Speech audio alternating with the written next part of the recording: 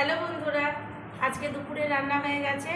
আজকে একটু বড় হাঁড়িতে ভাত রান্না করেছি। এই যে একদম ধোয়া ওঠা গরম ভাত। আর এইখানে করেছি হচ্ছে নিম বেগুন, আর এখানে সমস্ত সবজি দিয়ে তেঁতো শুক্তো, আলুর চিপস। এটা তো আমার ঘরে তৈরি আলুর চিপস, আপনারা সবাই জানেন। আর এখানে করেছি কাটা মাছের ঝোল, কারণ মা হচ্ছে মাংস খাই না। আর এখানে করেছি মাংস, খাসির মাংস। আমরা কালকে পাতালেশ্বর গিয়েছিলাম, তাই আমার দিদিরা সব এসেছে। মাকে তো সবাই চেনে। আর এই যে মার মাছ, মা মাংস খায় না। মা হচ্ছে মাংস খায় না, এর জন্যই হচ্ছে কোনোদিনও মা মুরগির মাংস খায় না।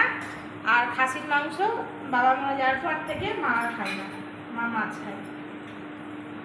আর আমার ছেলে কলেজে গেছে, ছেলে আসলে আমি বসবো।